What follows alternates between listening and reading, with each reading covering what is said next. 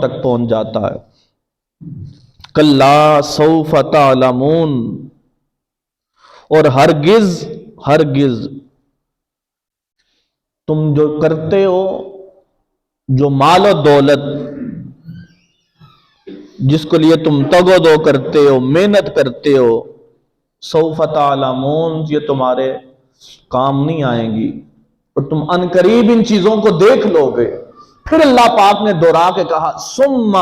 کلا سوف تعلمون، پھر جس کے لیے، جن چیزوں کے لیے تم تگ و دو کرتے ہو، زور لگاتے ہو، عنقریب تم دیکھ لو گے کہ یہ چیزیں تمہارے کام نہیں آئیں گی، پھر تمہیں یقین ہوگا۔ کلا لو تعلمون علم الیقین، کاش تمہیں دنیا کے اندر رہتے ہوئے یقین ہو جاتا، یقین کامل ہو جاتا، تمہاری آنکھیں تب کھل جاتی۔ وہ کب کھلیں گی؟ لَتَرَوُنَّ الْجَحِيمَ، جب عذاب جہنم کو تم دیکھو گے، عذاب قبر کو دیکھو گے، تب تمہاری آنکھیں کھلیں گی۔ تو اے بندے، اس عذاب کو دیکھنے سے پہلے اپنی آنکھیں دنیا کے اندر رہتے ہوئے کھول لے۔ جب یقین آنا ہے ثم لترونها عین الیقین، پھر تجھے یقین آ جائے گا کہ اوہو میں تو غفلت کے اندر زندگی بسر کرتا رہا، الہاکم التکاثر، کہیں مال، کہیں اور چیزوں کی ہوس، کہیں اور ذمہ داریاں، کہیں اور توجہ کے ساتھ زندگی بسر کرتا رہا۔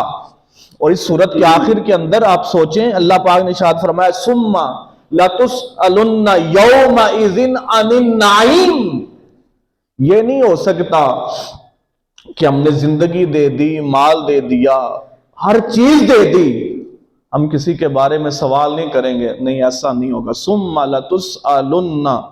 يَوْمَئِذٍ عَنِ النَّعِيمِ، اللہ پاک نے جو نعمت دی ہے، ہر نعمت کے بارے میں اللہ پاک ضرور بندوں سے سوال کرے گا۔ یہ باقی معاملات بعد کے اندر ہوں گے، اللہ کی رحمت سے بھی امید لگائے بیٹھے ہیں، اس کے کریم آقا محبوب تاجدار کائنات آپ کی شفاعت سے بھی امید لگائے بیٹھے ہیں، وہ بھی چیزیں ہوں گی۔ لیکن جب اللہ پاک کہہ رہا ہے کہ ان ساری چیزوں نے، مال کے ہوس نے غافل کر دیا بندے کو، مولا سے غافل کر دیا، تو پھر وہ مالک بھی ثم لتسألن یومئذ عن النعیم، ضرور بندے سے پوچھے گا، ضرور پوچھے گا۔ اور اگر کسی نے اچھی تیاری کر لی، غفلت کو چھوڑ دیا، یہ تو بات ساری غفلت کے اوپر ہوئی، اگر کسی نے غفلت کو چھوڑ دیا اور اللہ کی رضا کے مطابق زندگی بسر کر دی، تو جب پھر اس کی روح پرواز کرنے کا وقت آئے گا، جیسے میں نے پہلے کہا پہلی آیت کے اندر کہ وَلَوْ تَرَىٰ إِذِ الظَّالِمُونَ، جو ظالم لوگ ہوں گے، جب ان کی روح قبض کرنے کے لیے ملائکہ فرشتے آئیں گے تو جھنجھوڑیں گے اس کو اور کہیں گے ہاں تیار ہو جا، اور یہ اپنے بدن سے خود اپنی روح نکال کے دے دے۔ وَلَوْ تَرَىٰ إِذِ الظَّالِمُونَ، آج تم اپنے اوپر تم جو ظلم کرتے رہے، اپنے ساتھ ناانصافی کرتے رہے، الْيَوْمَ تُجْزَوْنَ عَذَابَ الْهُونِ، آج ذلت والے عذاب کے لیے تیار ہو جائے۔ یہ تو قرآن نے کہہ دیا کہ فرشتے اس کو اسی وقت کہہ دیں گے کہ تو نے غفلت کے اندر زندگی بسر کی، ظلم کیا، اب تو عذاب کے لیے، تیرے لیے آج کا دن عذاب کا دن ہے۔ تو پتا چلا اس کی روح بھی بڑی مشکل کے ساتھ اس کے بدن سے جدا ہوگی۔ اور جو بندہ اللہ کی رضا کے لیے زندگی بسر کرتا رہا، اس کو یاد کرتا رہا، اور غفلت کو جس نے چھوڑ دیا، توبہ کر لی، جب اس کی روح قبض کرنے والے ملائکہ آئیں گے تو احادیث بڑی پڑی ہیں، کریم آقا نے کہا کہ اس کو تحد نگاہ نورانی فرشتے ان کی زیارت ہوگی اور اس کو مبارکباد دیں گے، یا ایتھا النفس المطمئنہ، اے اچھے نفس والے بندے، آج تو راضی ہو جا، آج تیری ملاقات کا وقت ہے۔ کس سے ملاقات کا وقت ہے؟ میں نے کل پہلے کہا دو ہی ملاقاتیں ہیں، یا قبر کے اندر مصطفیٰ سے ملاقات ہے، یا آخرت میں اللہ سے ملاقات ہے۔ تو ملائکہ اسے اسی وقت مبارکباد دیں گے۔ اب بتائیں مجھے، آخرت کا تو مرحلہ بعد کے اندر ہے، بندے کو وحی سے پتا چل جائے گا کہ میرے ساتھ کیا معاملہ ہونے والا ہے، اور اس کی روح، احادیث مبارکہ کا مفہوم فرمایا، اس کی روح نکالی جائے گی اور فرشتے اس کی روح اسی وقت لے کر اللہ کے حضور پیش ہو جائیں گے، اور اس نیک بندے کی روح اللہ کے حضور جا کے سجدہ ریز ہو جائے گی، اور بندے ہم یہاں کفن دفن کا اہتمام کرتے ہیں، تو کریم آقا نے کہا نیک بندے کی روح کے لیے، اس کی روح کو محفوظ کرنے کے لیے ملائکہ جنتی کفن لے کر آئیں گے، جس کے اندر اس کی روح کو جو ہے وہ کفن دیا جائے گا۔ یہ جو کفن ہم دیتے ہیں اس کا تعلق قبر تک ہے، ملائکہ بھی نیک بندوں کی ارواح کے لیے کچھ اہتمام اور انتظام کر کے آتے ہیں تاکہ نیک بندوں کی روحوں کو اللہ کے حضور پیش کیا جائے۔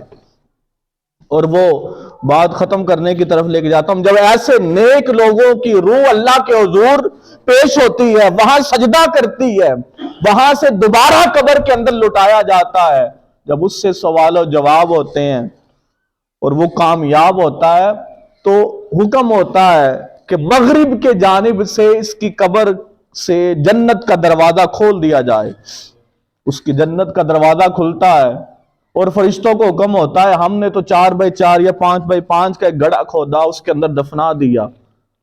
حکم ہوتا ہے کہ اس کی قبر کو تحد نگاہ کھول دیا جائے، 70 گز تک کھول دیا جائے، اور جہاں جہاں تک اس کی نگاہ جاتی ہے کھول دیا جائے۔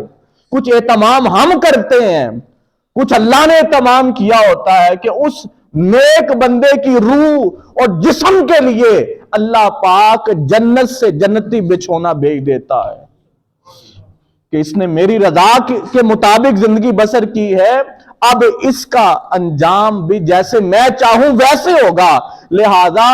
زمین پہ لٹانے سے پہلے اس کے بدن کے نیچے جنتی فرش اور جنتی بچھونے کو بچھایا جائے۔ وہ جنتی بچھونا بچھتا ہے تو کریم آقا نے ارشاد فرمایا، جب وہ بندہ اتنے کمالات دیکھتا ہے نا، اور اللہ پاک اتنے لطف و کرم دیکھتا ہے، تو وہ فرشتوں سے کہتا ہے، اللہ کی بارگاہ میں دعا کرتا ہے کہ مولا وہ جو آخرت کا وعدہ تو نے کیا تھا، میری یہ دعا ہے اور میں یہ کہتا ہوں کہ وہ آخرت اور روز محشر آج ہی وفا ہو جائے، کیونکہ یہ جو تو نے آج تھوڑا سا اپنا لطف و کرم کی جھلک دکھائی ہے، اب قیامت پتہ نہیں کب آنی ہے، مولا وہ قیامت آج ہی برپا کر دے تاکہ اس انجام کا جس کا تو نے وعدہ کیا جنت کا، وہ مجھے آج ہی میسر آ جائے۔ یہ اللہ کے نیک اور صالح بندے ہوتے ہیں۔ اور آخری بات کرتا ہوں، بات ختم کرتا ہوں، جب یہ صالح لوگ جنت کے اندر جائیں گے، میں نے پہلے کہا پچھلے جمعۃ المبارک میں قرآن نے کہا تحیتہم، اللہ پاک ان کا استقبال کیسے کرے گا؟ اللہ پاک ان کا استقبال سلام کے ساتھ کرے گا کہ یہ پاک روحیں آ رہی ہیں جنہوں نے پاکیزہ زندگی بسر کی ہے۔ اب وہ اللہ پاک سلام کے ساتھ ان کا استقبال کرے گا، اور جنت کے اندر جیسے آج ہم